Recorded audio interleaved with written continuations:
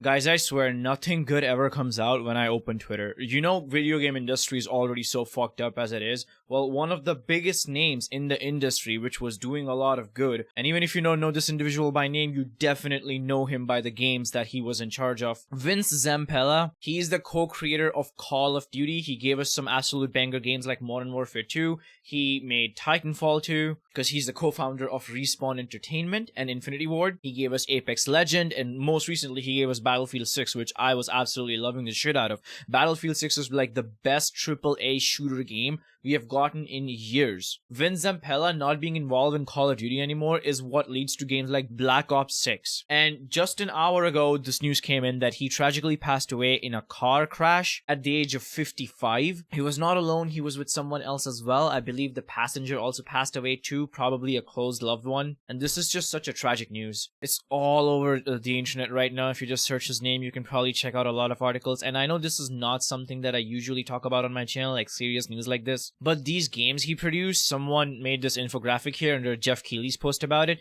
These are absolutely astounding games that have had a huge impact on my life. Titanfall 2, one of the best games I've ever played. He was responsible for Jedi Fallen Order, Battlefield 6, Modern Warfare 2, Medal of Honor, Jedi Survivor. Oh my god, man. It's just so tragic because we know to associate AAA gaming with absolute slop. And this was one of the rare figures in the AAA space actively working towards not providing us with like dog shit. I cannot stress enough how good Battlefield 6 was. That in 2025 is nuts. Yeah, it's like this person says fell deeply is like an understatement. And of course, Twitter being Twitter, there's some people being just complete assholes about it too in the comments, but I feel like you'll find those kind of trolls everywhere. But I just wanted to talk a little bit about this on my channel because it's so tragic, and the games this guy made and his impact on the AAA gaming industry just means a lot to me. So it's a single car accident that happened on California Highway Patrol at 12:45 p.m. on Sunday.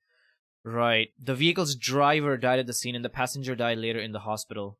Do we know who was driving? Vince's influence on video game industry was profound and far-reaching. Yeah, I feel like even that's an understatement. Holy shit, man. There are no details on why the car crashed as of yet, but it had hit a concrete barrier after veering off the road. The passenger was ejected and died at the hospital. The driver was trapped and died in a car fire. Wow. Holy fuck.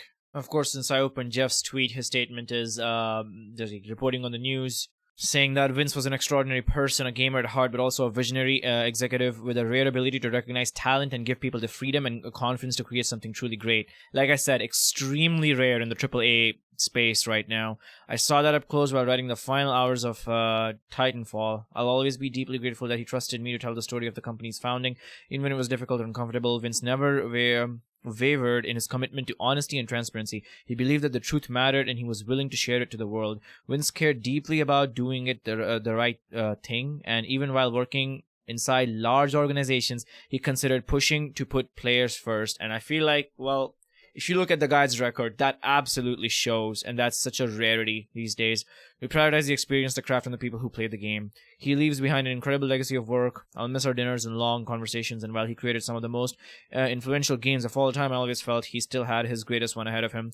It's heartbreaking that we'll never get to play it.